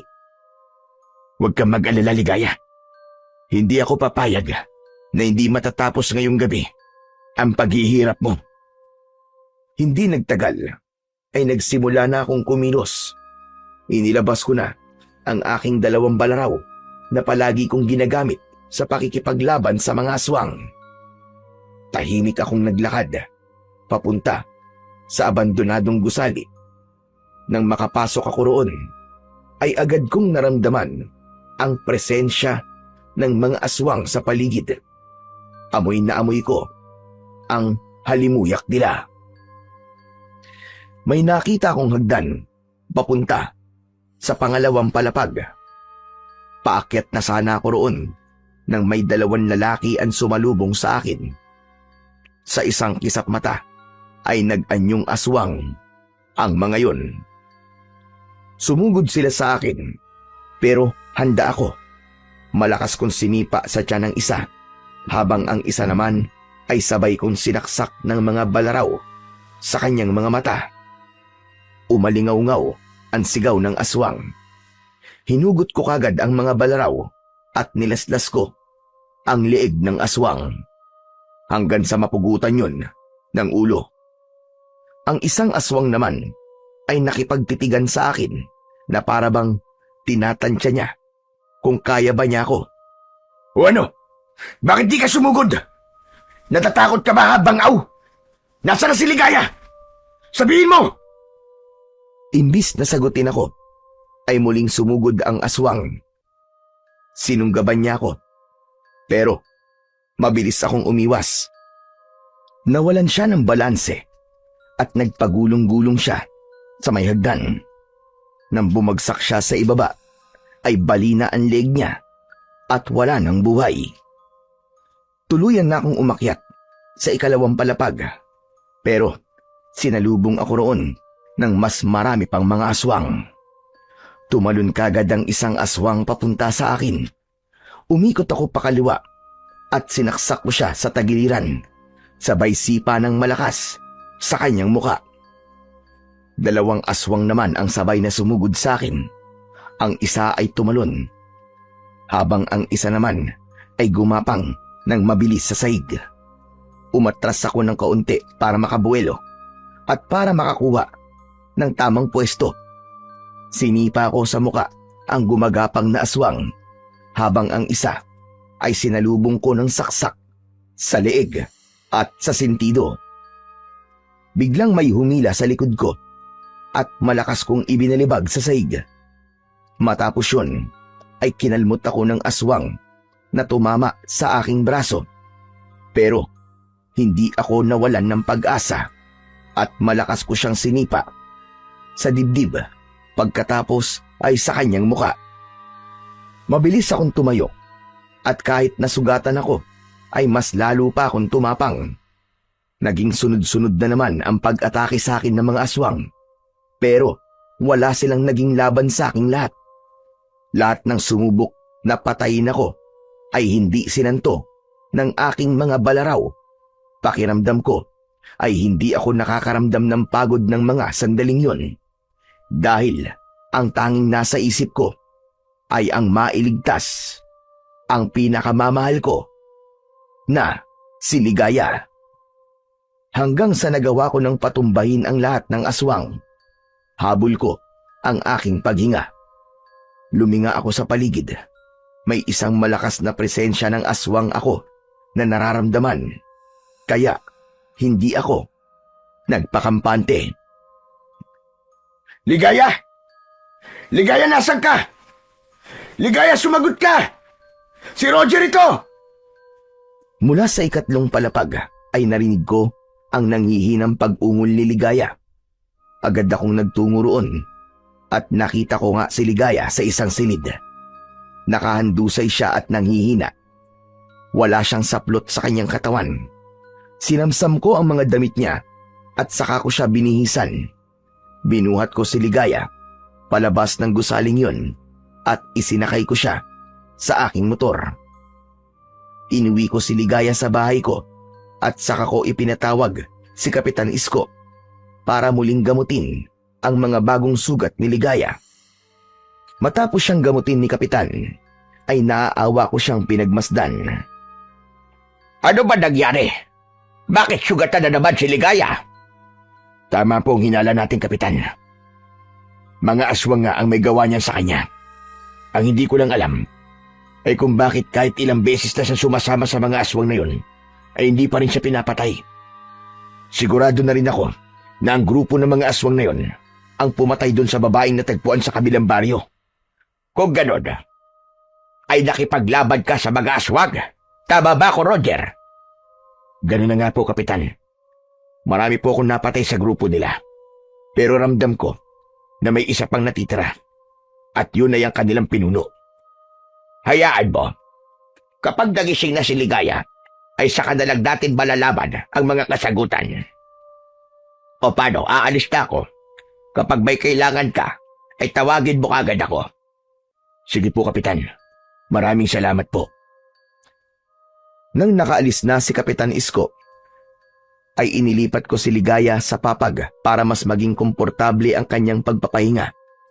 Habang ako naman ay magdamag siyang binantayan hanggang sa hindi ko na kinaya ang sobrang antok at nakatulog na ako sa sahig. Nang magising ako kinabukasan, ay tulog pa rin si Ligaya. Umupo ako sa gilid ng kama at pinagmasdan ko ang maganda niyang muka. Nakahinga ako ng maluwag. Nang sa wakas, ay nagising na rin si Ligaya. Gulat na gulat siya nang nakita niya ako.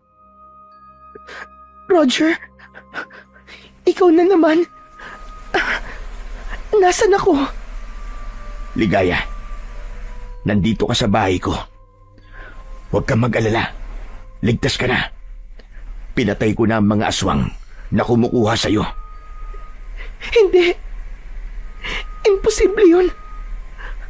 Paano mo silang nagawang patayin? Ligaya, isa kong manunugis na mga aswang sa baryong ito. May kaalaman ako pagdating sa pakikipaglaban sa mga aswang. Sinundan kita doon sa lumang gusali at doon ko nakaharap ang mga aswang. Pero sigurado ko na buhay pa ang kanilang pinuno. Si Sandro. Buhay pa si Sandro. Diyos ko. Roger, kailangan ko nang umalis dito. Sigurado ako na sa ngayon ay galit na siya. Dahil sa ginawa mo. Ayoko madamay ka pa rito. Maging ang baryo na to. Roger, hindi mo alam kung gaano kalupit si Sandro. Wala siyang awa. Huminahon ka, Ligaya. Damay na talaga ako rito. Kaya wala nang silbi kung aalis ka. Pero tulad ng sinabi ko, hindi lang ikaw ang madadamay, pati na ang baryo nyo. Maghihiganti siya sa inyo, Roger. Hindi ka na kasi dapat nakailam pa. Hindi ako pwedeng hindi makialam. Dahil mahal kita, Ligaya. Parehas kaming natigilan ni Ligaya sa hindi inaasahang pag-amin na ginawa ko. Maging ako ay nagulat dahil kusang lumabas sa bibig ko ang mga salitang yun. Doon ko naisip na wala na akong magagawa kundi ang panindigan ang aking sinabi. Alam kong wala kang tiwala sa mga lalaki. Pero mahal kita, Ligaya. Yun ang totoo. Ginawa ko lahat ng ito dahil sa pagmamahal ko sa'yo. Kaya nakikiusap ako sa'yo. Nasabihin mo sa akin kung ano ba talaga ang nangyayari sa'yo. Matagal na nakatingin si Ligaya sa akin na para bang nag-iisip siya kung dapat ba niyang sabihin sa akin ang lahat. Hanggang sa nagsalita na siya. Ang grupo ni Sandro ay isang sindikato ng mga aswang. Kumukuha sila ng mga babaeng kagaya ko para ibenta sa mga aswang na gustong magparami ng kanilang lahi. Pinagsasamantalahan nila kami ng paulit-ulit hanggang sa makabuo na sila. At kapag nakabuo na sila at nanganak na kami, ay doon nila kami papatayin. May ilang aswang na kapag nainip na sa tagal na hindi sila nakakabuo, ay pinapatay din nila ang biktima nila. Wala akong magawa, Roger. Dahil palagi nila akong tinatakot na kapag hindi ako sumunod sa kanila, ay papatayin nila ako. Kung ganun, ikaw ang napili ni Sandro na magdadala ng kanyang lahi, ganun ba? Tama ka, Roger. Akala ko nung una ay normal na customer lang siya. Nagulat pa nga ako kasi napakalaki ng binayad niya sa akin nung una. Hanggang sa nalaman ko na kung ano talaga siya. Napakahayop niya. Demonyo siya. Maraming beses niya na akong pinagsamantalahan. Marumi na nga akong babae, pero mas lalo pa niya akong dinumihan. At kagabi, balak niya na akong patayin kasi naiinip na siya at hindi pa rin ako nakakabuo. Maraming salamat dahil dumating ka. Salamat sa pagliligtas mo sa akin, Roger. Pero natatakot ako. Sigurado ako na idadamay ka niya at ang baryo niyo. Ayoko nga ako maging dahilan para magkaroon ng kaguluhan dito sa lugar niyo. Huwag kang mag-alala, Ligaya. Dahil hindi ako papayag na magtagumpay si Sandro sa gusto niyang gawin sa'yo. Poprotektahan kita at ang baryo namin laban sa kanya. Natatakot ako, Roger. Nang tuluyan ng umiyak si Ligaya, ay mahigpit ko siyang niyakap. Gumanti siya ng yakap sa akin at naramdaman ko ang labis na panginginig ng kanyang katawan. Hindi na ako nagsalita pa. Alam ko na walang salita ang makakapagpakalma kay Ligaya dahil mas kailangan niya ng sandaling yon ng kahit isang tao na ipararamdam sa kanya na meron siyang kakampi. Nang mga sumunod na araw, ay nanatili si Ligaya sa bahay ko. Tanging sina Ernie at Kapitan Isko lamang ang pinagsabihan ko sa bagay na yon. Ngunit mas lalong pinag-ingat ni Kapitan Isko ang mga tao sa maaaring pagsalakay ng mga aswang. Hanggang isang gabi, nagulantang ang lahat nang marinig namin ang takot na pagsigaw ng mga tao. Sumilip ako sa bintana at doon ko nakita ang isang matangkad na aswang na nakatayo sa harapan ng aking bahay. Ligaya, sa tingin ko, nandito na si Sandro. Anong gagawin natin, Roger? Wala tayong laban sa kanya. Huwag ka mag-alala. Akong bahala sa kanya. Hindi ako papayag na makukuha kanyang muli. Lumabas ako, nadala ang aking 2 balaraw. Huminto ako ng ilang dipaan layo kay Sandro. Nakakatakot ang kanyang itsura. Nanlilisik ang mga mata niya at nagngangalit ang kanyang mga ngipin. Alam kong ikaw ang kumuha kay Ligaya. Ilabas mo siya.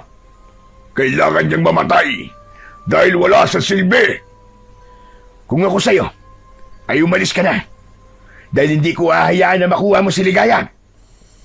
Sino ka ba para sabihin sa akin kung anong dapat kong gawin? Kung gusto pa mabuhay, ay ibigay mo na sa akin ang babaeng yan. Sino ako? Gusto mo ba talagang malaman kung sino ako? Ako lang naman ang umubo sa mga alagad mong aswang. At ako rin ang tagapagtanggol ng baryong ito mula sa mga kagaya mo na halang ang kaluluwa. Hindi ako natatakot kahit sino ka ba. Kung ganun, humanda ka sa iyong kamatayan! Sa isang kisap mata, ay nasa harapan ko na kagad ang pinuno ng mga aswang na si Sandro. Labis akong nabigla sa bilis ng kanyang paggalaw. Sinubukan ko siyang saksakin ng aking balaraw, pero naunahan niya ako. Bumaon ang matutulis niyang kuko sa aking dibdib at sa kanya ko malakas na itinulak. Napaupo ako sa lupa at bago pa ako makatayo, ay pumaibabaw na siya sa akin. Kakalmutin niya sana ako sa muka, pero agad kong itinarak ang isang balaraw sa kanyang palad. Sinundan ko agad yun ng saksak sa kanyang muka. Malakas na napasigaw si Sandro. Itinulak ko siya at nang mawala siya sa ibabaw ko, ay agad akong tumayo. Walang hiya ka! Ikaw lang ang nakasugat sa akin ng ganito! Magbabayad ka! Hindi lang sugat ang makukuha mo sa akin, kundi ako rin ang magdadala sa iyo sa kamatayan! Tumakbo ako, palapit kay Sandro. Ngunit bago ko pa siya malapitan, ay nawala siya sa kanyang kinatatayuan. Luminga ko sa paligid, pero hindi ko siya nakita. Pinalakas ko ang aking pakiramdam. Umikit ako, at habang pinapakinggan ko ang aking kapaligiran, may naramdaman akong presensya mula sa aking itaas. At nang tumingala ako, ay nakita ko si Sandro na mabilis na bumubulusok pa ibaba habang nakaumang ang matutulis niyang mga kuko. Iniwasan ko si Sandro at nang bumagsak siya sa lupa, ay sabay kong itinarak ang balaraw ko sa kanyang dibdib. Siniguro ko ng mga sandaling yon na tinamaan ko ang kanyang puso dahil yon ang kanyang kahinaan. Ngunit tila mas lumakas si Sandro dahil sa labis na galit. Malakas siyang sumigaw at nang akmang susunggaban na niya ako, ay biglang sumugod ang mga tao papunta kay Sandro. Kabilang doon sina Ernie at si Kapitan Isko. May mga dala silang itak at mga matutulis na sibat. Nang humarap si Sandro sa mga tao, ay wala na siyang nagawa nang pagtulungan siya ng mga yon. Walang tigil nilang sinaksak at pinagtataga si Sandro. Hindi ako makapaniwala sa aking nakita dahil yun ang unang beses na tinulungan ako ng mga tao sa pakikipaglaban ko sa mga aswang. Marahil ay nakita nila kung gaano kalakas si Sandro at naisip nila na kailangan nila akong tulungan. Nang huminto ang mga tao, ay hindi na gumagalaw si Sandro. Wala na siyang buhay at naliligo na siya sa kanyang sariling dugo. Maraming salamat sa inyo mga kasama. Hindi ko inakala na tutulungan niyo ako sa labang ito. Dapat lang natulungan ka namin, pare. Maraming beses mo na kaming tinulungan eh. Kaya ito na ang pagkakataon namin para naman makabawi sa'yo. Muli ako nagpasalamat sa lahat. Bago ako bumalik sa loob ng aking bahay, naabutan ko si Ligaya na nakasiksik sa isang sulok habang yakap ang kanyang sarili. Nilapitan ko siya at napapitlag siya nang hawakan ko ang mga balikat niya. Roger! Roger, ikaw pala! Diyos ko! May sugat ka! Ayos lang ako, Ligaya. Malayo sa bituka to. Pero tapos na, Ligaya. Wala na si Sandro. Tinulungan ako ng taong bayan na patayin si Sandro. Totoo ba yan sinasabi mo? Oo, Ligaya. Hindi mo na kailangan matakot. Mabubuhay ka na ng payapa at normal. Diyos ko! Maraming salamat, Roger! Maraming salamat! Hindi na napigilan pa ni Ligaya ang mapaiyak sa labis na kasiyahan. Maigpit niya akong niyakap. Napakasaya ko para kay Ligaya dahil sigurado ko na simula sa gabing yon ay wala na siyang mga aswang na dapat pang katakutan. Matapos ang pangyayaring yon ay bumalik na kami sa normal naming mga buhay. Si Ligaya naman ay kampante nang bumalik sa kanyang apartment. Paminsan-minsan ay nagkikita pa rin kami at naramdaman ko na mas lumalim ang aming ugnayan. Isang umaga, nagtungo ako sa grocery store para mamili.